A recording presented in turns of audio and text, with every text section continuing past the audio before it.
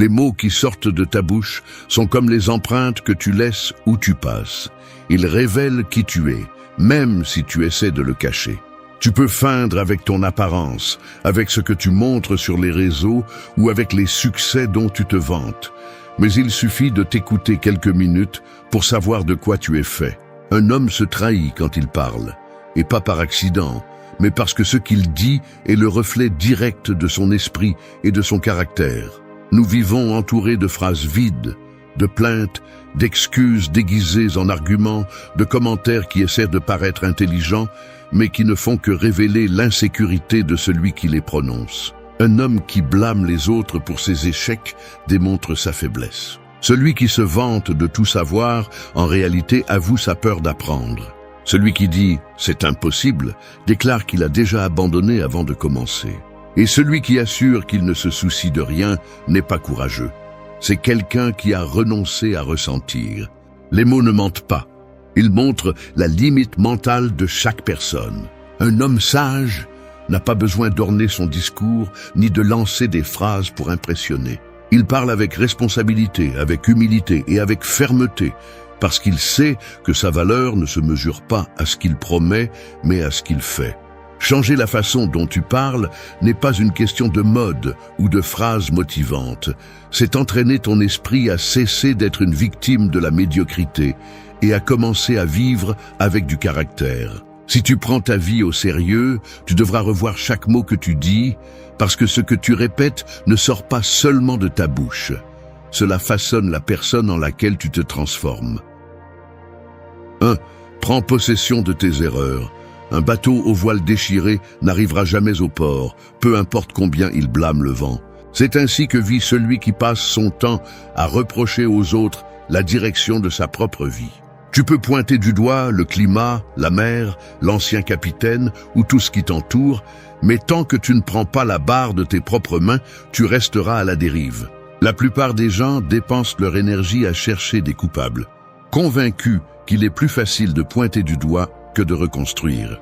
Ils ne se rendent pas compte que cette attitude les maintient enchaînés au même point, incapables d'avancer. Quand tu blâmes les autres, tu cèdes le contrôle de ta vie. Pense à ceci. Chaque fois que tu dis « je n'ai pas réussi à cause de mon patron, de mon partenaire, du gouvernement ou de la chance », tu cèdes le contrôle de ton destin à quelqu'un d'autre. Je n'ai pas seulement une faiblesse, c'est une renonciation silencieuse à ton propre pouvoir. Un homme fort, en revanche, ne perd pas de temps à chercher des excuses. Il reconnaît où il a échoué et se demande ce qu'il peut faire pour s'améliorer. C'est la première grande différence entre quelqu'un qui parle en victime et quelqu'un qui parle en maître de lui-même. Le langage reflète la mentalité. Celui qui dit « ils m'ont mis en colère » affirme que ses émotions dépendent des autres. Celui qui dit « j'ai décidé de me mettre en colère » démontre qu'il prend la responsabilité de ce qu'il ressent. Cette simple différence de mots montre deux mondes opposés.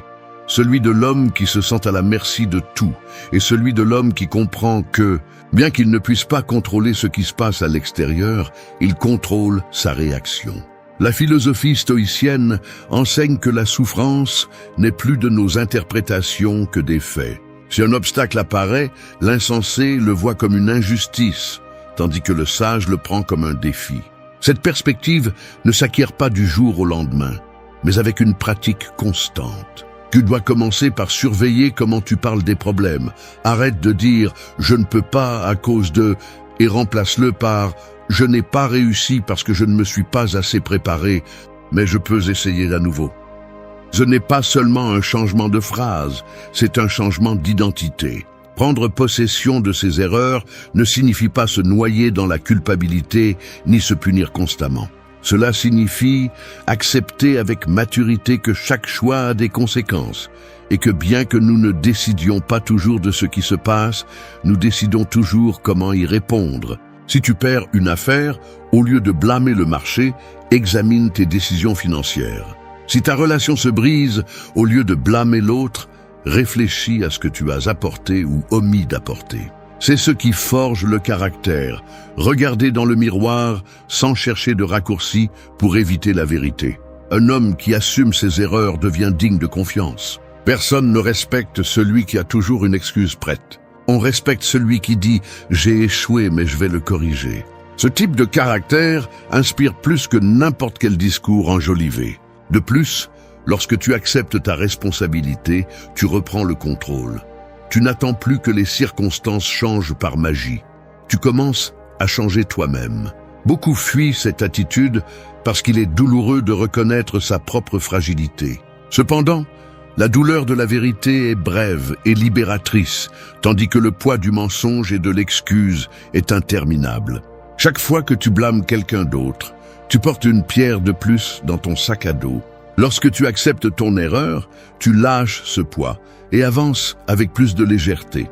Le stoïcisme nous rappelle que la vertu n'est pas dans ce que nous disons que nous ferons, mais dans la façon dont nous agissons face à l'adversité. Assumer ses erreurs est un acte de courage, car cela signifie admettre que nous aurions pu faire mieux et que nous sommes prêts à essayer à nouveau. Cette pratique devient une habitude lorsque chaque soir tu passes en revue ta journée et te demandes avec honnêteté « Où aurais-je pu agir mieux ? Quels mots ai-je utilisés qui ont montré ma faiblesse ? Que puis-je corriger demain ?» Cet exercice quotidien façonne le caractère d'un homme fort. Rappelle-toi que tu ne contrôleras pas les tempêtes qui viendront, mais tu peux toujours ajuster les voiles. La prochaine fois que tu seras tenté de dire « ce n'est pas de ma faute », arrête-toi une seconde et demande-toi quelle part dépendait de toi. Au début, cela peut être inconfortable, mais peu à peu tu découvriras que l'inconfort est un signe de croissance. Ce qui n'est pas reconnu ne peut pas être amélioré, et ce qui n'est pas amélioré se répète. Un homme qui prend possession de ses erreurs prend possession de sa vie. Tandis que d'autres perdent du temps à chercher des coupables, lui cherche des solutions. Tandis que d'autres voient des problèmes, lui voit des opportunités d'apprentissage. C'est là la véritable force. Ne pas fuir la responsabilité mais l'embrasser. Parce qu'au final, la vie respecte celui qui cesse de se cacher derrière des excuses et qui se confronte à lui-même avec un regard ferme et un caractère intact. 2. Tais-toi et apprends avant de te vanter. Un jeune arbre qui essaie de montrer son ombre avant de grandir finit par se briser au premier vent fort. Il en va de même pour ceux qui parlent trop avant d'avoir suffisamment appris. Ils veulent projeter une grandeur, mais ne font que révéler leur fragilité. Un homme qui se vante de connaissances sans les avoir cultivées est comme une coupe vide qui fait du bruit au moindre choc. Elle sonne beaucoup, mais ne nourrit personne. À notre époque, où tout le monde a une opinion et où les réseaux sociaux transforment n'importe qui en prétendu expert, le silence est devenu un acte de rébellion. La plupart des gens pensent que parler plus signifie en savoir plus, alors qu'en réalité, les hommes vraiment sages écoutent plus qu'ils ne parlent.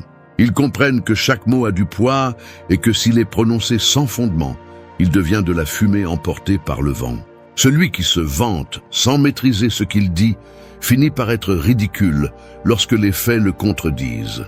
C'est le piège de la vanité, confondre l'apparence du savoir avec la véritable sagesse. Le stoïcisme enseigne qu'un homme prudent est celui qui reconnaît combien il lui reste à apprendre, car seul celui-ci peut grandir. Lorsque tu admets que tu ne sais pas tout, tu ouvres la voie à la connaissance. En revanche, si tu te remplis de mots creux, tu fermes la porte à l'apprentissage. Le langage révèle le niveau d'humilité d'une personne. Celui qui dit constamment « je le sais déjà » bloque l'opportunité de découvrir quelque chose de nouveau. Celui qui se tait pour écouter démontre une force intérieure, car il n'a pas besoin de prouver sa valeur par des discours. Ce principe semble simple, mais il est l'un des plus difficiles à appliquer, car l'ego veut toujours être vu et admiré. Cependant, un homme qui parle moins et observe plus a un avantage. Il apprend des erreurs des autres, comprend les dynamiques autour de lui et évite de se retrouver pris dans des conflits inutiles. Il y a une énorme différence entre celui qui se tait par peur et celui qui se tait par sagesse. Le premier garde le silence parce qu'il a peur d'être jugé. Le second choisit de se taire parce qu'il sait que tout ne mérite pas une réponse. Le silence de l'homme sage est stratégique, non soumis. Il écoute, analyse, absorbe et n'intervient que lorsqu'il a quelque chose de précieux à apporter. C'est ainsi qu'il construit sa crédibilité, non pas avec des promesses ou des phrases grandiloquentes, mais avec des actes et des mots mesurés. Se vanter de connaissances prématurées est comme semer des graines dans un sol sec. Elles ne germent pas et se perdent. C'est pourquoi, avant d'essayer d'impressionner les autres, concentre-toi sur le nourrissage de ton esprit. Lys, écoute ceux qui ont de l'expérience, pose plus de questions que tu ne donnes d'opinion et observe attentivement. Chaque conversation peut devenir une leçon si tu es prêt à te taire assez longtemps pour la recevoir. Le stoïcisme nous rappelle que maîtriser la langue fait partie de la maîtrise de soi. Un homme qui ne peut contrôler son envie de parler est à la merci de sa vanité. En revanche, celui qui choisit ses mots avec soin démontre qu'il sait aussi maîtriser ses émotions. Pratiquer le silence conscient renforce l'esprit, car il t'oblige à réfléchir avant de réagir et te donne de l'espace pour comprendre avant de juger. Se taire et apprendre ne signifie pas réprimer ta voix pour toujours. Cela signifie attendre le moment approprié pour parler, et lorsque tu le fais, que tes mots portent le poids de l'expérience et de la réflexion. Cela te rend plus respecté, car les gens perçoivent la différence entre celui qui parle pour impressionner et celui qui parle pour édifier. Une façon pratique d'appliquer ce principe est d'adopter l'habitude d'écouter avec une véritable attention. La plupart des gens écoutent seulement en attendant leur tour pour répondre, pas pour comprendre. L'écoute active te permet de découvrir des nuances que d'autres ignorent et en outre démontre le respect envers celui qui partage sa perspective. Une autre pratique stoïcienne utile est de te demander avant de parler: est-ce que ce que je vais dire apporte quelque chose ou est-ce juste pour gonfler mon ego? Si cela n'apporte rien, garde le silence. L'humilité est la base de tout apprentissage. Les hommes qui atteignent la grandeur sont souvent les plus conscients de leurs limites, et cette conscience les maintient toujours ouverts à l'apprentissage. Le silence volontaire devient un maître constant, car il te permet d'absorber la connaissance de l'environnement, d'apprendre des erreurs des autres et de comprendre avant d'agir. Parler moins et apprendre plus aide aussi à construire des relations plus fortes. Les gens font confiance à celui qui écoute sans interrompre, à celui qui ne se précipite pas pour donner son avis sur tout. Le respect naît du sentiment que ta voix compte, et un homme qui sait écouter transmet cela aux autres. L'ego voudra toujours se vanter de ses réalisations, mais la véritable sécurité n'a pas besoin d'applaudissements. Un homme qui a confiance en lui ne gaspille pas d'énergie à prouver sa valeur à chaque instant, car il comprend que le temps montrera les fruits de son effort. Se taire n'est pas une faiblesse, c'est une discipline. C'est un acte de contrôle interne qui montre que tu maîtrises l'impulsion d'impressionner et que tu privilégies la croissance sur l'applaudissement momentané. Dans un monde où beaucoup sont désespérés d'être entendus, tu te démarqueras si tu sais garder le silence. Tes mots seront plus précieux parce qu'ils ne seront pas contaminés par le besoin ou l'ego. Et quand tu décideras de parler, ta voix aura la force de celui qui n'a pas besoin de se parer, parce qu'il a déjà fait le travail d'apprendre et de comprendre avant de s'exprimer. C'est le signe d'un homme stoïcien, quelqu'un qui sait que le véritable pouvoir de la parole vient de la connaissance et de l'humilité d'apprendre avant de se vanter. 3. Efface impossible de ton vocabulaire. Un mur semble invincible jusqu'à ce que quelqu'un trouve la porte cachée en lui. Le mot impossible est ce mur que beaucoup construisent dans leur propre esprit. Un mur fait de peur, de doute et de défaite anticipée. Ce n'est pas un obstacle réel. C'est une limite dessinée avec des mots qui finissent par façonner la réalité de celui qui le prononce. Chaque fois que quelqu'un dit « c'est impossible », il ne décrit pas le monde, il se décrit lui-même. Depuis l'enfance, nous entendons des phrases comme « ce n'est pas possible » ou « ce n'est pas à ta portée » et avec le temps, nous laissons ces idées devenir des vérités indiscutables. Le pire, c'est que nous les répétons comme un écho, sans les remettre en question, jusqu'à ce qu'elles finissent par définir ce que nous croyons être capables d'accomplir. Un homme qui utilise « impossible » comme excuse est quelqu'un qui a déjà décidé de renoncer avant même d'essayer. Et cette renonciation devient une habitude. Elle s'insinue dans chaque nouveau défi et dans chaque opportunité qui aurait pu transformer sa vie. Le stoïcisme enseigne que la limite d'un homme ne réside pas dans les circonstances extérieures, mais dans sa propre perception. Marc Aurèle a écrit que « Si tu trouves cela insupportable, change ton attitude envers cela ». Et cette idée détruit l'illusion de l'impossible. Parce que beaucoup de choses ne sont pas impossibles. Elles nécessitent simplement plus d'efforts, plus de patience ou une stratégie différente. Le mot « impossible » est en réalité une confession que nous ne sommes pas prêts à payer le prix nécessaire pour l'obtenir. Le langage que nous utilisons pour définir nos objectifs est crucial. Si tu dis « je ne peux pas », ton esprit cherche des preuves pour soutenir cette phrase et finit par se convaincre qu'elle est vraie. En revanche, si tu dis « je ne l'ai pas encore atteint », tu laisses la porte ouverte à la possibilité. C'est un petit changement dans la façon de parler, mais un énorme changement dans la façon de penser. L'homme qui remplace impossible par pas encore devient quelqu'un qui persévère, qui cherche des alternatives et qui ne se brise pas face au premier obstacle. L'homme faible se cache derrière ce mot, parce qu'il lui offre une sortie confortable pour ne pas faire d'efforts. Il dit « c'est impossible » et se libère ainsi de la responsabilité d'essayer. Un homme fort, en revanche, reconnaît les difficultés, mais ne les idolâtre pas. Il ne nie pas la réalité. Il accepte que le chemin peut être long et difficile, mais il garde la porte ouverte à la possibilité de le surmonter. C'est ce qui le distingue. Il ne se soumet pas aux limites imposées par les autres ou par ses propres peurs. Effacer « impossible » de son vocabulaire ne signifie pas croire en des fantasmes. Cela signifie cesser d'utiliser ce mot comme excuse pour ne pas agir. Personne ne peut voler en agitant les bras. C'est un fait physique. Mais apprendre une compétence, changer de métier, surmonter une peur ou reconstruire sa vie après un échec n'est pas impossible, c'est juste difficile. Le stoïcien comprend que la difficulté ne doit pas l'intimider, elle doit le motiver, car c'est précisément dans la difficulté que se forge le caractère. La pratique quotidienne de ce conseil commence par surveiller ton dialogue interne. Fais attention chaque fois que tu es sur le point de dire « je ne peux pas » ou « c'est impossible ». Demande-toi si cette affirmation est un fait prouvé ou simplement une réaction émotionnelle. Souvent, tu découvriras que ce n'est rien de plus que de la peur déguisée en logique. Change alors la phrase en une question. Qu'est-ce que je dois apprendre pour le rendre possible ? Ce petit geste transforme la plainte en action et te place dans le rôle de protagoniste plutôt que de victime. Un homme qui élimine ce mot de sa vie commence à découvrir des chemins qu'il ne voyait pas auparavant. L'esprit cherche des solutions lorsqu'il cesse d'accepter la défaite comme destin. Cette attitude stoïcienne non seulement renforce la volonté, mais inspire aussi les autres. Quelqu'un qui relève les défis sans se rendre devient un exemple de ce que signifie avoir du caractère. Il n'a pas besoin de le crier ou de s'en vanter, ses actions parlent pour lui. Un autre aspect important est de t'entourer de personnes qui ont également effacé ce mot de leur vocabulaire.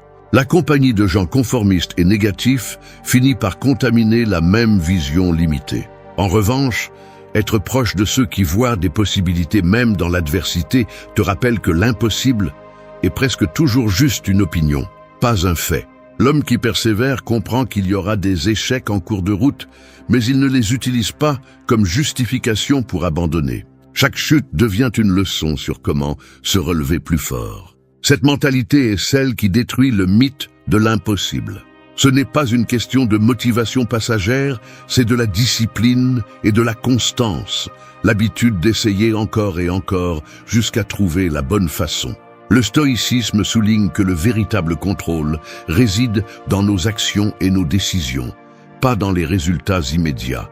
Cela libère de la frustration de ne pas voir de changement rapide, car tu sais que tant que tu continues à agir, tu accomplis ton devoir. Cette vision est celle qui te permet de continuer à avancer même lorsque le progrès est lent.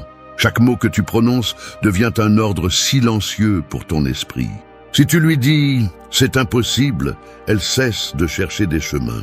Si tu lui dis « j'essaierai jusqu'à trouver comment », elle active sa créativité et sa résilience. C'est pourquoi prendre soin du langage n'est pas seulement un conseil philosophique, c'est un outil pratique pour façonner ton caractère et ton destin.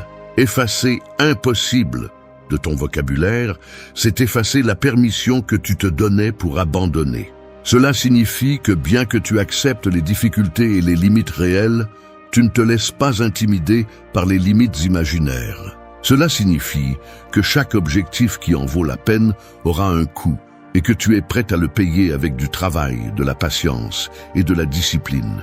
Dans un monde où beaucoup abandonnent avant même d'essayer, tu te distingueras non pas par ce que tu dis que tu feras, mais par ce que tu continues à essayer de faire jusqu'à y parvenir.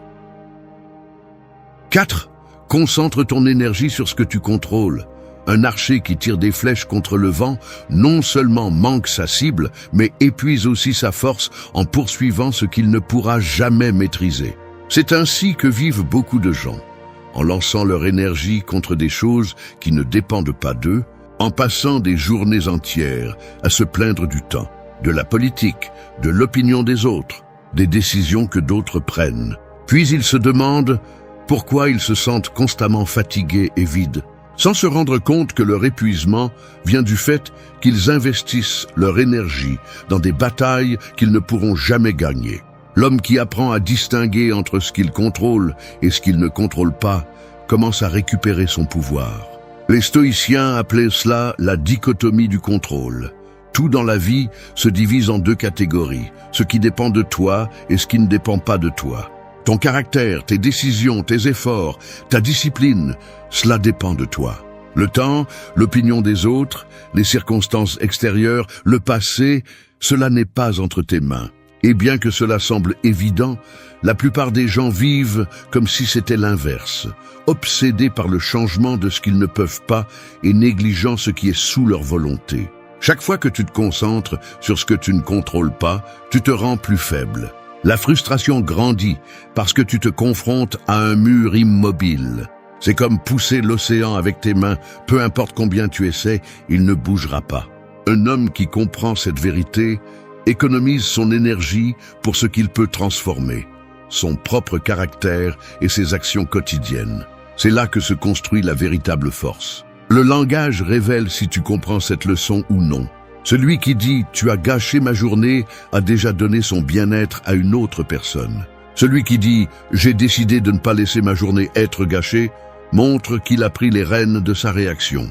C'est un petit changement dans les mots, mais un énorme changement dans la mentalité.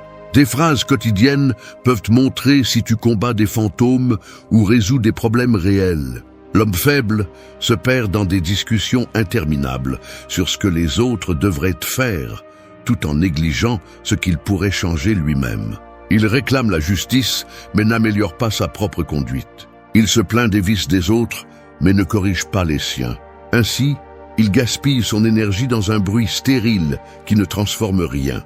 L'homme fort, en revanche, se tait et agit sur ce qui est en son pouvoir. Sa vie s'améliore non pas par hasard, mais parce qu'il investit son effort dans un terrain fertile. Cette philosophie ne propose pas l'indifférence ni le conformisme. Il ne s'agit pas d'ignorer l'injustice ou de renoncer à ses rêves, mais de concentrer ton énergie de manière stratégique. Si quelque chose n'est pas entre tes mains, arrête de te battre contre cela et cherche où ton effort peut faire la différence. Un homme qui consacre ses jours à améliorer son caractère aura plus d'influence sur son environnement que celui qui ne fait que crier ce que le monde devrait changer. Pratiquer ce conseil dans la vie quotidienne nécessite une habitude de réflexion. Demande-toi devant chaque problème, puis-je changer cela avec mes actions? Si la réponse est oui, mets-toi au travail. Si la réponse est non, arrête de t'épuiser avec des plaintes et dirige ton énergie vers ce que tu peux contrôler. Au début, c'est difficile parce que l'ego veut avoir le pouvoir sur tout, mais avec le temps, cela devient une façon de vivre plus tranquille et plus ferme. La sérénité naît de l'acceptation de ce qui ne dépend pas de toi. Quand tu arrêtes de lutter contre le vent, tu découvres que tu peux ajuster les voiles. C'est la véritable liberté, ne pas avoir à attendre que tout autour de toi change pour pouvoir avancer. Cette mentalité ne réduit pas seulement le stress, elle renforce aussi la discipline parce que tu apprends à investir ton énergie là où elle donne des résultats. L'homme qui vit ainsi devient moins réactif. Il n'explose pas à chaque provocation. Il ne s'effondre pas à chaque revers, parce qu'il a compris qu'il ne contrôle pas le comportement des autres ni les circonstances. Il se concentre sur le maintien de sa fermeté, de son caractère et de sa direction. Cette stabilité attire le respect et aussi la paix intérieure. Une façon pratique de s'entraîner à cette approche est de tenir un journal où chaque soir, tu écris 2 colonnes, ce qui était sous ton contrôle et ce qui ne l'était pas. Cette simple pratique te rend conscient de combien d'énergie tu dépenses dans des batailles inutiles et te permet de la rediriger vers tes actions. Avec le temps, tu découvriras que la plupart de tes soucis se dissipent, non pas parce que les problèmes disparaissent, mais parce que tu as cessé de les alimenter avec ton attention. Une autre pratique stoïcienne précieuse est de répéter chaque matin: aujourd'hui, je ferai face à tout ce qui se présente, mais je ne m'occuperai que de ce que je peux changer. Cette affirmation te prépare pour la journée avec un sens de responsabilité et de sérénité. Lorsqu'un problème se pose, au lieu de réagir avec frustration, tu te demandes: est-ce que c'est à moi ou pas? Et tu agis en conséquence. L'homme qui concentre son énergie sur ce qu'il contrôle ne perd pas de temps en disputes vaines. Ses paroles cessent de tourner autour des reproches et des plaintes et commencent à tourner autour des solutions et des décisions.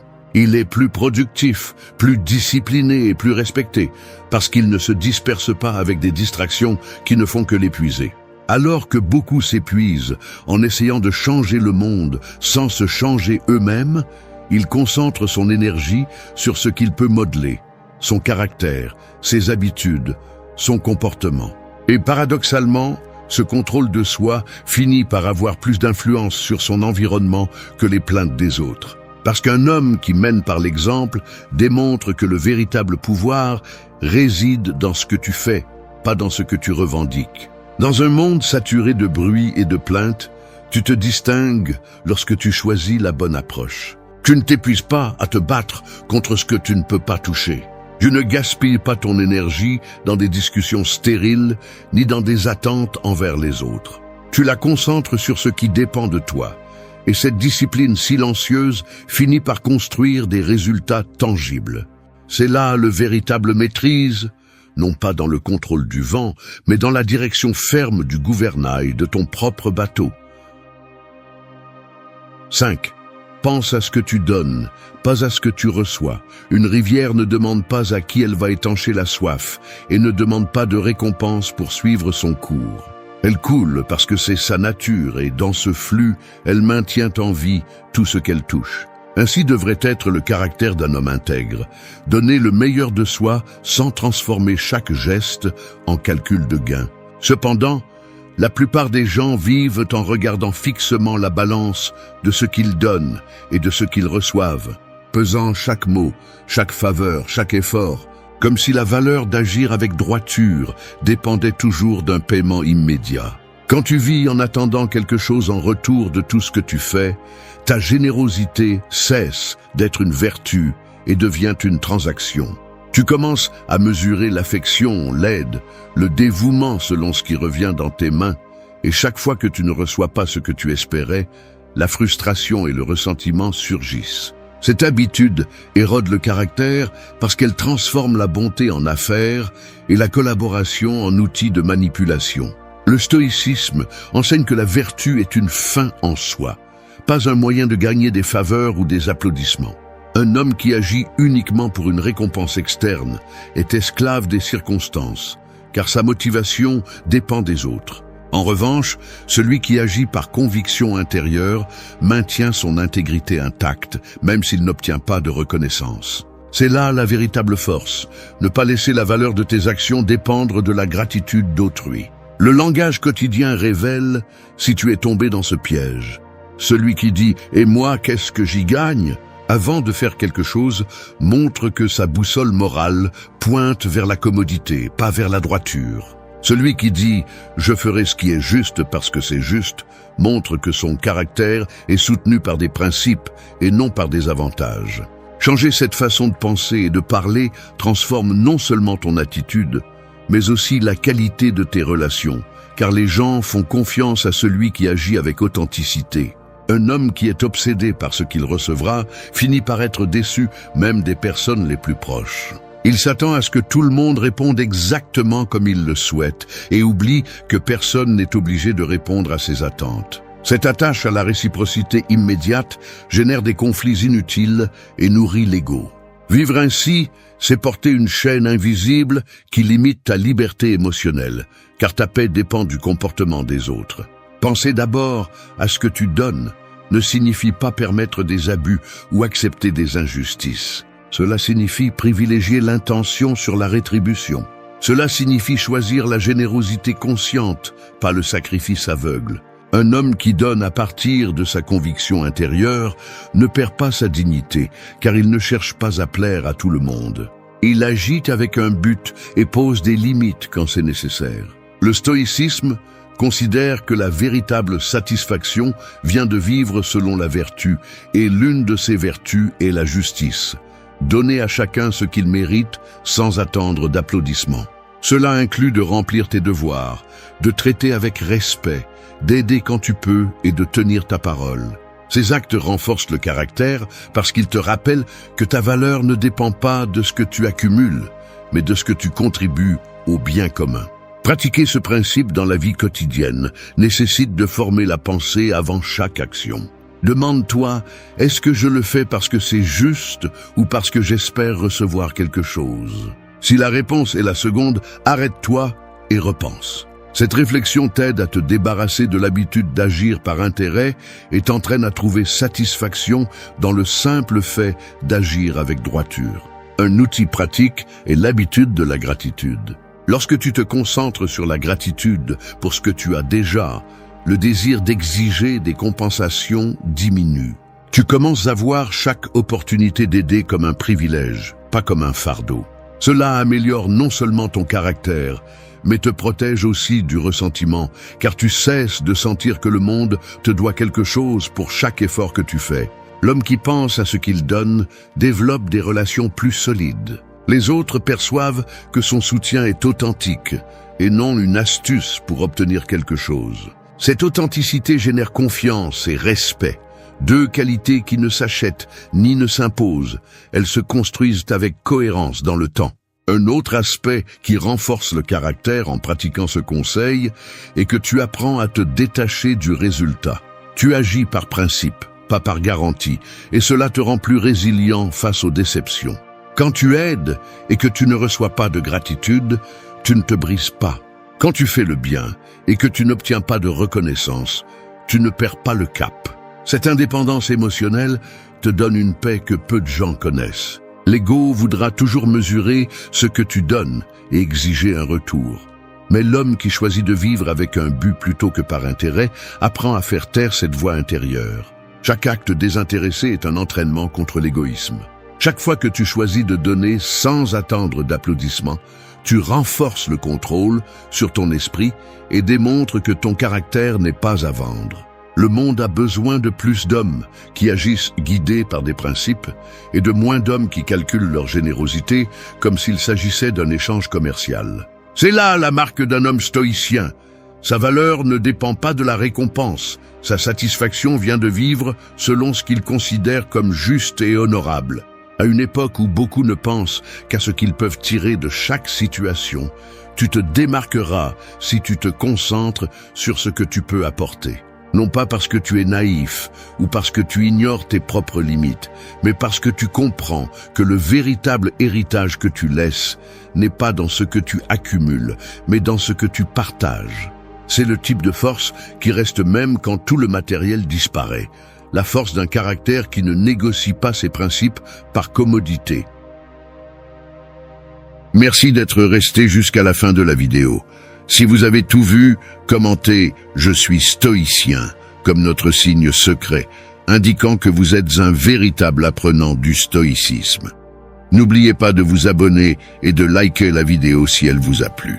Rendez-vous dans la prochaine vidéo et rappelez-vous, continuez à cultiver votre esprit stoïque. Être interrompu n'est pas un manque de courtoisie, c'est une façon de perdre du terrain. Chaque fois que quelqu'un coupe tes paroles, il te dit sans le dire que ce que tu dis n'est pas si important.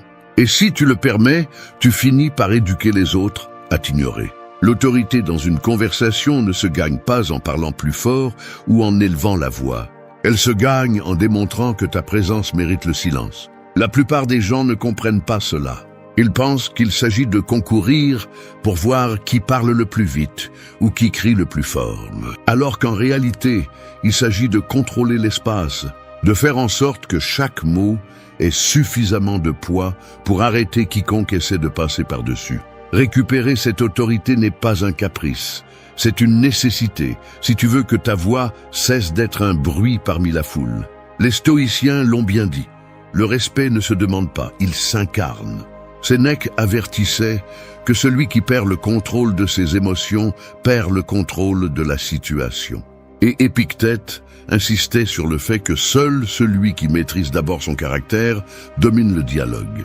Si tu ne sais pas garder ton calme et soutenir ton regard, les mots justes ne serviront à rien. Dans cette vidéo, tu vas découvrir que le problème n'est pas les gens qui interrompent, mais la façon dont tu as permis qu'ils le fassent. Tu apprendras que des phrases simples comme « écoute »,« important » et « maintenant » peuvent réclamer l'attention sans avoir besoin de crier. Et que cesser de dire « je suis désolé » quand il n'y a rien à excuser est le premier pas pour récupérer le respect que tu as cédé sans t'en rendre compte. Ici, nous ne parlerons pas de plaire, mais de t'imposer avec dignité, en utilisant le pouvoir des mots pour que plus jamais on ne te prenne l'espace qui t'appartient. 1. Écoute, arrête le bruit et réclame l'attention. Une rivière tumultueuse fait plus de bruit qu'un lac profond, mais c'est le lac qui reflète clairement le ciel. Il en va de même pour les conversations. Ceux qui interrompent le plus sont souvent ceux qui soutiennent le moins le poids de leurs paroles. Ils ne font qu'agiter l'air avec du bruit. Si tu veux retrouver ton autorité, tu dois devenir le lac qui oblige tout le monde à s'arrêter et à regarder sa surface. Le mot « écoute » est cette pause. Ce mur invisible qui sépare le bruit de la véritable attention. Lorsque quelqu'un t'interrompt, il ne fait pas que briser ta phrase, il brise le fil de ta présence. L'erreur que beaucoup commettent est de continuer à parler par-dessus, en augmentant le volume dans une tentative d'être entendu. Ce qu'ils réussissent à faire, c'est à perdre encore plus le contrôle, car celui qui crie montre du désespoir. Un stoïcien sait que l'autorité ne se mesure pas en décibels, mais en maîtrise de soi. Dire « écoute » n'est pas une demande, c'est un bref commandement qui coupe la distraction et redirige l'énergie de tous vers toi. La puissance de ce mot réside dans sa simplicité. Tu n'as pas besoin de l'embellir ni de le justifier, il suffit de le prononcer avec une fermeté calme et de maintenir un contact visuel. En le faisant, tu transmets que tu ne te bats pas pour l'attention, tu la revendiques comme quelque chose qui te revient de droit pendant que tu parles. Les stoïciens insistaient sur le fait que le premier acte de maîtrise de soi est de dominer sa langue, et le second, de savoir quand le silence est plus fort que tout argument. Avant de dire « écoute », fais une petite pause. Cette pause augmente l'impact, crée de l'attente et fait que le mot sonne comme un coup sec dans l'air. Marc Aurèle disait qu'un homme ne s'agite pas quand le monde s'agite, parce qu'il sait que sa sérénité est un mur contre le chaos. Appliquer cette idée aux conversations implique de ne pas laisser l'interruption te sortir de ton centre. Utilise « écoute » comme une clé qui ouvre à nouveau l'espace perdu. Si l'autre persiste, ne réponds pas avec colère, garde la même posture ferme, car la répétition sereine du mot, sans élever le ton, désarme celui qui interrompt. Le calme soutenu est un rappel que tu ne demandes pas la permission de parler, tu établis l'ordre. La plupart du temps, le problème ne vient pas des autres, mais de nous, parce que nous cédons le respect en nous taisant au mauvais moment ou en répondant avec nervosité. Retrouver l'autorité commence par entraîner la façon dont nous parlons et la façon dont nous occupons l'espace. Pratique dans des situations quotidiennes. Quand quelqu'un se distrait pendant que tu expliques quelque chose, fais une pause brève, puis prononce « écoute » et continue ta phrase. Ne le fais pas comme une supplication, mais comme si tu marquais le rythme de la conversation. Le stoïcisme nous rappelle que nous ne contrôlons pas les actions des autres, seulement nos réactions. C'est pourquoi cette étape ne consiste pas à changer les autres, mais à changer ta présence devant eux. En maîtrisant l'utilisation de ce mot et l'énergie avec laquelle tu le prononces, tu transformes chaque interruption en une opportunité de renforcer ta position. L'autorité n'est pas un titre qui t'est accordé, c'est un état que tu projettes avec ta voix, ton silence et ta confiance. Commence à voir le mot « écoute » comme une encre. Chaque fois que tu l'utilises, tu plantes ta présence dans le sol de la conversation, obligeant ceux qui t'entourent à arrêter leur marée de distraction. Ce n'est pas un geste agressif, c'est une affirmation silencieuse que ta voix compte.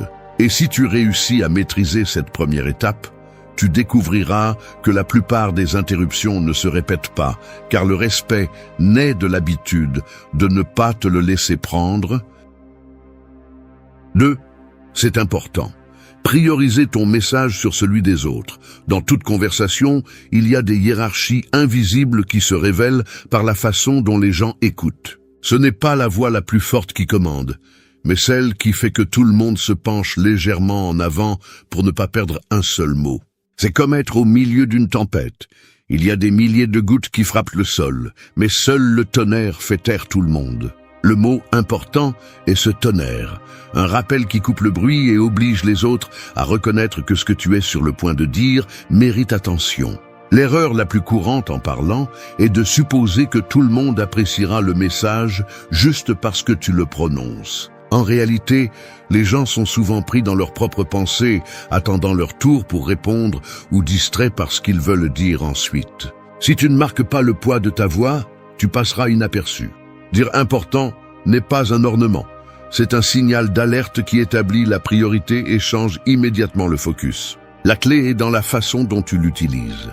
Il ne s'agit pas de le crier ou de le répéter à chaque phrase, car il perdrait sa force. Il est plus efficace lorsque tu le places juste avant une idée clé et que tu laisses un petit silence après, permettant aux mots de s'installer dans l'air. Ce silence fonctionne comme un crochet qui oblige les autres à regarder dans ta direction. Le respect naît lorsque les mots sont accompagnés de pauses qui démontrent le contrôle, pas l'anxiété. Épictète enseignait que ce n'est pas ce que tu dis, mais comment tu le dis qui révèle ton caractère.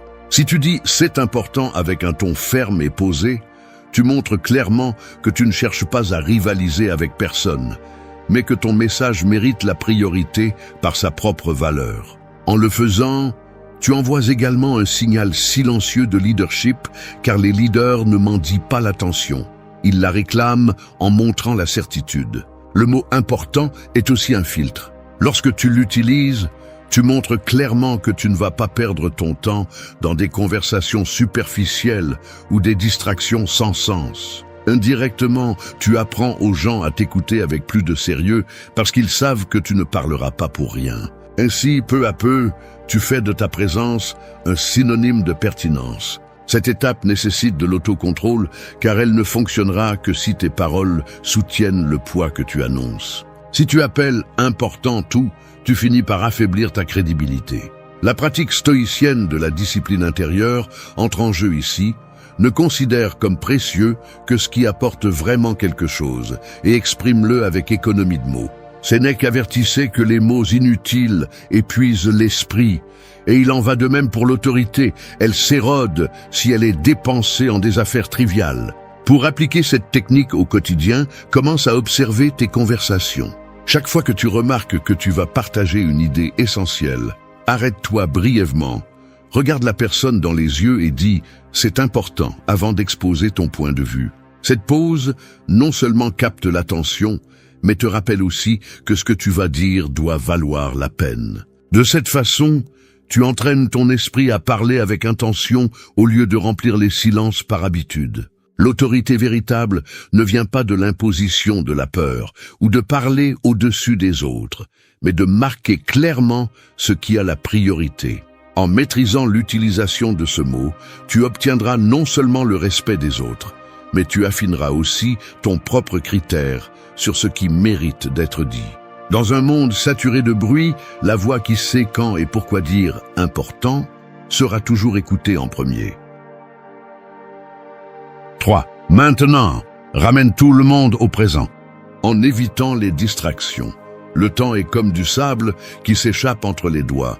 Et dans les conversations, c'est la même chose. Pendant que tu parles, beaucoup pensent déjà à ce qu'ils vont répondre, au téléphone qui vibre dans leur poche ou aux problèmes qu'ils ont laissés en suspens à la maison.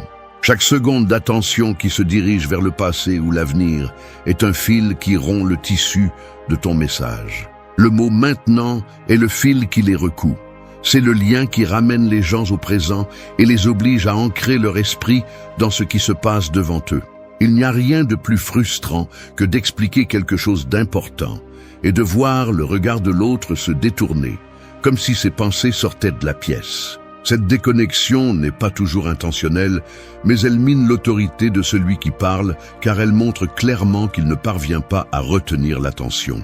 Dire maintenant au bon moment coupe cette fuite invisible à la racine et établit que ce qui suit ne peut pas attendre, qu'il doit être traité sans distraction. Ce mot est puissant parce qu'il éveille l'urgence sans avoir besoin de crier. Il fonctionne comme le son d'un coup sec sur la table qui ramène l'attention même à celui qui était le plus distrait. Cependant, la clé est de l'utiliser avec fermeté et sérénité, non pas avec désespoir. Quand tu dis « écoute ça maintenant » ou « j'ai besoin que tu prêtes attention maintenant », tu ne demandes pas une faveur. Tu fixes une limite de temps qui exige une présence immédiate. Marc Aurèle écrivait que perdre le présent, c'est perdre la vie elle-même, car le passé n'existe plus et l'avenir n'est pas encore arrivé. Appliquer cette idée dans les conversations signifie que la valeur de ton message dépend de ce que tout le monde l'expérimente au moment où tu le partages, pas après, ni au milieu d'autres distractions. Dire maintenant, c'est comme ouvrir une porte et indiquer avec le regard que le moment d'entrée est celui-ci, pas après. Il faut faire attention au ton, car le mot peut sembler agressif s'il est lancé brusquement. Ce que nous cherchons, ce n'est pas d'intimider, mais d'imposer de la clarté. Un stoïcien ne perd pas le contrôle pour obtenir de l'attention. Il la projette avec maîtrise de soi et conviction. Avant d'utiliser « maintenant », fais une courte pause, puis dis le mot avec une voix ferme et posée. Cette combinaison de silence et de précision lui donne plus de poids que n'importe quel cri. Cette étape nécessite du courage, car elle t'oblige à affronter directement la distraction des autres. Il ne suffit pas de vouloir du respect, il faut revendiquer le moment présent sans craindre de déranger. En le faisant, tu ne récupères pas seulement le fil de la conversation, tu éduques aussi ceux qui t'entourent à valoriser l'ici et maintenant comme le terrain où tout se passe. Pour le pratiquer, observe les situations quotidiennes. Lors de réunions où tu remarques que l'attention se disperse, interromps calmement en disant « Revenons à ce qui compte maintenant » ou « Je veux que tout le monde écoute ceci maintenant ». Fais-le sans hâte en soutenant le regard. Cette attitude transforme l'atmosphère, car elle montre que tu es présent et que tu exiges que les autres le soient avec toi. Le stoïcisme enseigne que celui qui maîtrise le présent maîtrise le cours de sa vie. Ce mot est un outil pour te rappeler à toi et aux autres que le pouvoir de ce que tu dis n'existe qu'à l'instant où tu l'exprimes. En apprenant à utiliser « maintenant », tu ne récupères pas seulement l'attention, mais tu redonnes du sens et de l'urgence à chaque conversation, faisant en sorte que tes mots ne se perdent pas dans le bruit qui menace toujours de l'extérieur. 4. Je suis désolé.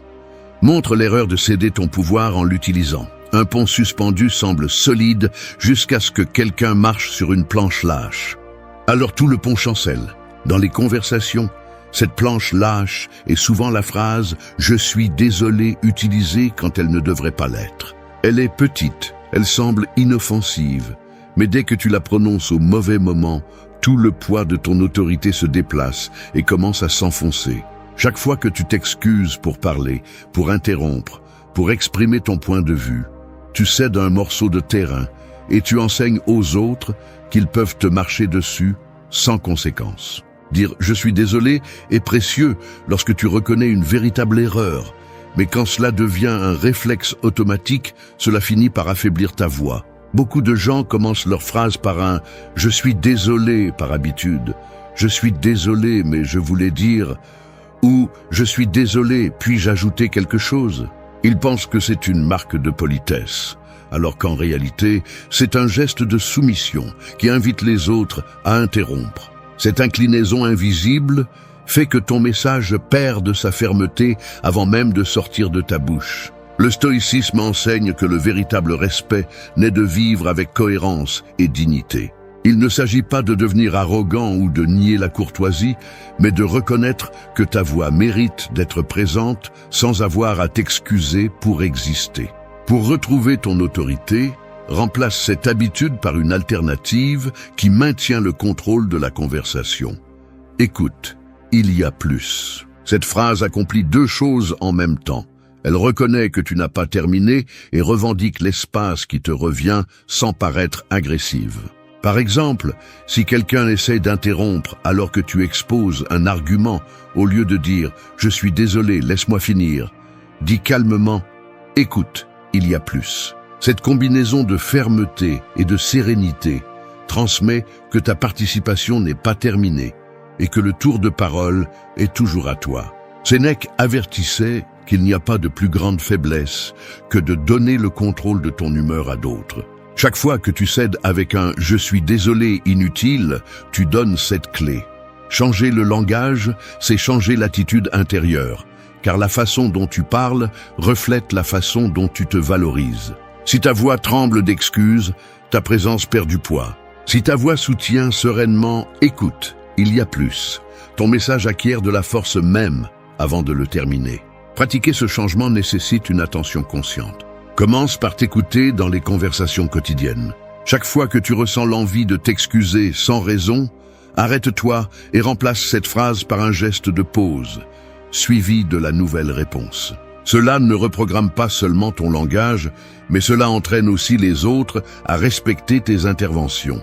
L'autorité dans la parole ne consiste pas à dominer les autres, mais à ne pas permettre que ta voix soit reléguée au second plan. Apprendre à laisser derrière soi le « je suis désolé » excessif est une étape cruciale pour reconstruire le respect que tu as peut-être perdu en silence. Avec le temps, tu remarqueras que les interruptions diminuent, parce que ceux qui t'écoutent comprennent que tu ne vas pas céder ton espace de manière involontaire. La puissance de cette leçon réside dans la compréhension que toutes les paroles aimables ne sont pas appropriées en tout temps. La courtoisie ne signifie pas faiblesse, et la fermeté n'est pas synonyme d'agression. En adoptant cette approche, tu transformes non seulement la façon dont les autres te perçoivent, mais aussi la relation que tu as avec ta propre voix, en la transformant en un instrument qui se tient avec dignité et but. 5. Écoute, il y a plus. Récupère l'espace avec une autorité sereine. Les conversations sont comme un échiquier, chaque mot que tu prononces est une pièce qui avance. Si tu cèdes ton tour avant le temps, tu perds une position stratégique et l'autre joueur contrôle l'échiquier. Écoute, il y a plus, et le mouvement qui récupère cet espace sans avoir à élever la voix ni à provoquer de conflit. C'est le mouvement qui rappelle à tous que ton tour n'est pas terminé et que ce qui suit a encore du poids. Dans le chaos des dialogues quotidiens, il est courant que les gens se coupent par anxiété, enthousiasme ou simple négligence. Souvent, tu laisses la phrase à moitié dite et quelqu'un intervient avec son opinion, pensant que tu as fini. Si tu restes silencieux, tu valides cette interruption et renonces au contrôle de la conversation. En revanche, si tu interviens avec un « écoute, il y a plus », ferme mais calme, tu replaces ta pièce au centre et rétablis l'ordre. Cette technique fonctionne parce qu'elle transmet un message implicite. Tu n'as pas encore fini et ce qui suit mérite de l'attention. C'est une phrase qui ne cherche pas à confronter, mais à rediriger la dynamique vers le respect mutuel. Au lieu de répondre avec colère ou de te sentir déplacé, tu affirmes ta place avec sérénité. Le stoïcisme enseigne que la véritable force se démontre dans l'autocontrôle, pas dans la réaction impulsive. Épictète disait que personne ne peut te blesser si tu ne donnes pas le pouvoir de ta réaction. Et cette leçon s'applique à chaque interruption. Si tu réponds avec agacement, tu donnes ce pouvoir à l'autre. Si tu restes calme et indiques simplement qu'il y a plus à dire, tu montres que le contrôle reste entre tes mains. Écoute, il y a plus. Agis comme un pont qui relie la première partie de ton message à ce qui suit, évitant que le fil de ton argumentation ne se brise. Pour que cette phrase fonctionne, tu dois prendre soin du ton et du langage corporel. Elle ne doit pas sonner comme une supplication ni comme une réprimande, mais comme une affirmation neutre mais ferme. Maintiens un contact visuel, fais une brève pause pour que le silence augmente l'impact et continue ensuite avec ton idée. Cette combinaison de calme et de détermination désarme l'habitude d'interrompre parce qu'elle montre clairement que tu ne te bats pas pour parler, tu exerces ton droit de finir ce que tu as commencé. Il arrive souvent que les gens confondent patience et passivité, mais il y a une grande différence. La patience repose sur la confiance en soi, la passivité sur la peur de déranger. En utilisant « écoute, il y a plus », tu entraînes la patience active, celle qui maintient le contrôle sans tomber dans les confrontations. Avec le temps, ceux qui ont l'habitude d'interrompre apprennent à respecter le rythme de ta voix parce qu'ils perçoivent que tu ne céderas pas l'espace facilement. La pratique exige de la constance. Commence par l'appliquer dans des contextes petits, lors d'une réunion de travail, au milieu d'une conversation avec des amis ou même lors de discussions familiales. Chaque fois que quelqu'un essaie d'intervenir, avant que tu ne finisses, respire, regarde l'interlocuteur et dis « écoute, il y a plus ». L'important est de ne pas permettre que l'interruption brise ton fil de pensée ou diminue le poids de ton message. Sénèque insistait sur le fait que la grandeur de caractère se mesure à la façon dont tu maintiens ta position face à la pression. Récupérer l'espace sans élever la voix est un art que seuls ceux qui entraînent leur tempérament peuvent maîtriser. Cette étape t'aide à renforcer le message que ta voix a une continuité et qu'elle ne s'arrêtera pas par caprice d'autrui. Avec le temps, tu remarqueras que cette simple phrase réduit les interruptions et renforce ta présence. Non pas parce qu'elle inspire la peur, mais parce qu'elle éduque ceux qui t'entourent à attendre que tu aies fini. 6. Calme. Démontre un contrôle sur tes émotions et la situation. Le feu ne détruit pas toujours par la taille des flammes, mais par le vent qui les attise. Dans une conversation, il en va de même.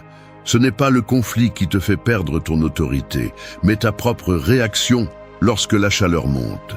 Le calme est le mur invisible qui arrête ce vent. Le maintenir ne signifie pas être indifférent ou faible. Cela signifie que personne ne peut te sortir de ton centre, aussi fort qu'ils essaient de te provoquer. Lorsqu'on t'interrompt ou cherche à te défier, la première réaction instinctive est souvent d'élever le ton, de bouger les mains brusquement ou de répondre avec dureté. Chacun de ces gestes est comme ouvrir une fissure par laquelle l'autre vole ton équilibre.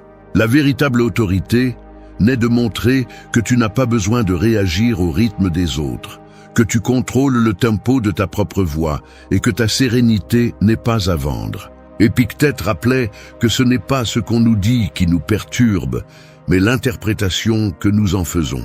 Appliquer cette idée dans les conversations signifie que l'insulte, l'interruption ou le geste dédaigneux n'ont de pouvoir que si tu décides de le leur donner. Le calme te permet de répondre avec clarté, sans laisser l'émotion étouffer ton raisonnement. Celui qui maîtrise ses réactions maîtrise le dialogue, et avec lui, le respect de la salle. Pour démontrer le calme, il ne suffit pas de se taire. Il faut apprendre à utiliser les pauses et la respiration comme outil. Avant de répondre à une interruption, fais une brève pause, regarde la personne avec fermeté et continue à parler d'une voix stable. Cette pause brève est comme ralentir le rythme du combat.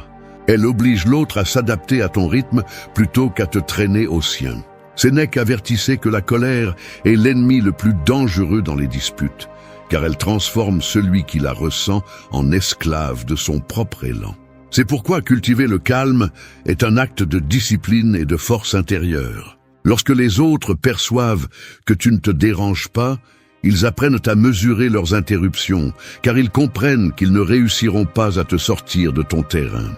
Le calme se projette aussi par le langage corporel. Maintenir une posture droite, sans mouvement nerveux, avec un regard serein mais ferme, crée un cadre de respect qui n'a pas besoin de mots supplémentaires. Si ta voix est stable et que ton expression reflète l'autocontrôle, les autres sentent qu'il y a une limite invisible qu'il ne vaut mieux pas franchir. Pratiquer cette étape nécessite un entraînement conscient.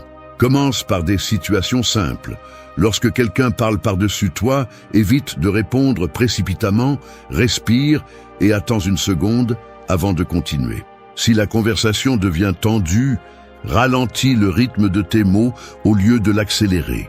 Ce petit changement transmet que tu restes en charge, même sous pression. Marc Aurèle disait que l'esprit tranquille est la forteresse la plus imprenable. En appliquant ce principe, tu transformes ta sérénité en un bouclier qui non seulement protège ton autorité, mais élève le niveau de la conversation. Personne ne respecte celui qui perd le contrôle à la première provocation. En revanche, tout le monde écoute avec plus d'attention celui qui reste imperturbable, alors que les autres s'agitent. Maîtriser le calme n'est pas facile, mais c'est la base sur laquelle tout le reste est construit. Sans lui, les mots perdent leur fermeté, les silences se remplissent de tension et ta présence se dilue. Avec lui, même les phrases les plus simples acquièrent de la force, car elles proviennent de quelqu'un qui n'est pas emporté par le courant émotionnel. Cette étape te permettra non seulement de maintenir l'autorité sur le moment, mais aussi de gagner un respect durable que aucun cri ne peut obtenir. 7. Silence. Faites du silence votre allié pour imposer le respect. Le tonnerre ne prévient pas qu'il va tomber, mais quand il gronde, le monde s'arrête pour un instant.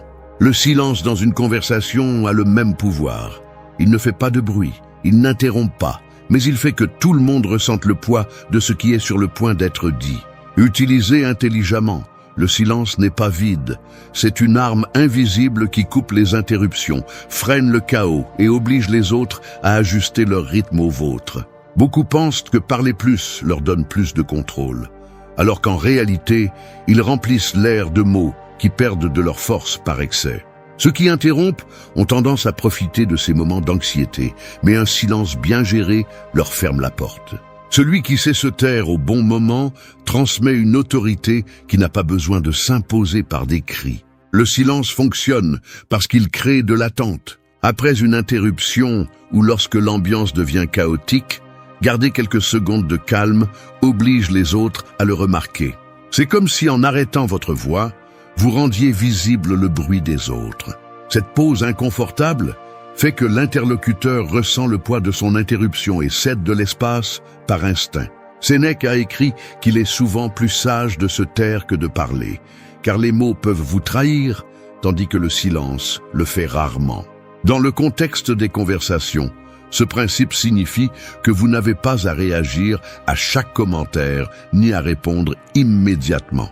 Parfois, garder le silence une seconde avant de répondre suffit pour montrer que vous réfléchissez avant de parler, et cela donne plus de valeur à ce que vous direz ensuite. Pour utiliser le silence comme allié, vous devez apprendre à le maintenir sans montrer d'inconfort. Celui qui baisse les yeux, soupire nerveusement ou se déplace anxieusement en se taisant transmet de l'insécurité et perd l'effet. En revanche, maintenir un contact visuel, une posture ferme et un visage serein transforme ce silence en un message en soi. « Je n'ai pas encore fini » ou « Réfléchis bien avant de m'interrompre ». Le stoïcisme enseigne que la maîtrise de soi est supérieure à toute domination sur les autres. Appliquer cette idée au silence signifie que vous ne vous taisez pas parce que vous avez été vaincu, mais parce que vous choisissez de donner le rythme à l'interaction. Ce contrôle intérieur génère du respect et change la dynamique. Vous n'avez plus l'air d'être un participant de plus à la conversation, mais le référent qui la soutient. Dans les discussions tendues, lorsque vous percevez que les interruptions commencent à s'accumuler, faites une pause brève, regardez la personne et gardez le silence avant de continuer. Si vous remarquez que quelqu'un attend avec impatience que vous finissiez pour s'imposer, arrêtez-vous quelques secondes avant de terminer votre idée. Cette pause désarme son impulsion et vous redonne le contrôle de la scène. Marc Aurèle disait que l'esprit tranquille a le pouvoir de voir clairement même lorsque le monde est agité. Dans le silence se reflète cette clé. Vous n'avez pas besoin de répondre à chaque provocation, ni de remplir les vides avec des mots précipités. En maîtrisant le silence, vous transformez chaque pause en un mur invisible qui empêche les autres d'envahir votre espace pendant que vous parlez. Le silence utilisé avec intention est plus éloquent que de nombreux discours. Il donne du poids à votre voix parce qu'il enseigne aux autres que vous ne parlez pas pour parler. Chaque pause prolongée est un rappel que la conversation se déroule à votre rythme et non sous l'impulsion des autres. Si vous parvenez à contrôler cette ressource, vous découvrirez que le respect s'impose sans effort apparent, simplement parce que le calme silencieux intimide plus que n'importe quel bruit. 8. Présence. Renforce le poids de chaque mot que tu prononces. L'ombre d'un arbre ne se mesure pas par le bruit de ses feuilles, mais par la grandeur de son tronc. Il en va de même dans les conversations. Ce n'est pas la quantité de mots qui inspire le respect, mais la solidité que tu projettes en étant présent. La présence est cette force silencieuse qui fait que les regards se tournent vers toi-même avant que tu ne parles. C'est l'air qui remplit l'espace autour de toi et donne du poids à chaque phrase que tu prononces. Beaucoup perdent de l'autorité parce qu'ils arrivent à la conversation seulement avec leur voix, mais pas avec leur présence. Ils se voûtent, évitent le contact visuel, se précipitent dans leurs mots et semblent vouloir finir le plus vite possible. Cette attitude transmet qu'ils ne croient pas en ce qu'ils disent, et les autres le perçoivent immédiatement. Épictète enseignait que la dignité n'est pas accordée, elle est maintenue dans le comportement de chacun. Appliquer cette idée dans les conversations signifie que l'autorité ne vient pas des titres ou des postes, mais de la façon dont tu te présentes. Si tu entres dans un espace avec le corps replié et le regard fuyant, ton message perd de la force avant même de commencer. En revanche, si tu te tiens avec sérénité et transmets de la sécurité, chaque mot, aussi simple soit-il, acquiert un écho différent. La présence se projette également à travers l'énergie avec laquelle tu parles. Il ne s'agit pas de sonner théâtral, mais d'imprégner tes mots de conviction. Une phrase courte, prononcée avec une voix claire et un rythme posé, pèse plus qu'un discours plein de fioritures, mais vide d'intention. La clé est que le message et le ton correspondent à ce que tu transmets avec ton corps. Marc Aurèle rappelait que l'âme se révèle dans les gestes et dans le regard. C'est pourquoi, en parlant, prends soin du rythme avec lequel tu bouges les mains, de l'angle de ton visage et du calme avec lequel tu respires. Ces détails créent une atmosphère qui exige le respect sans que tu aies à le demander avec des mots.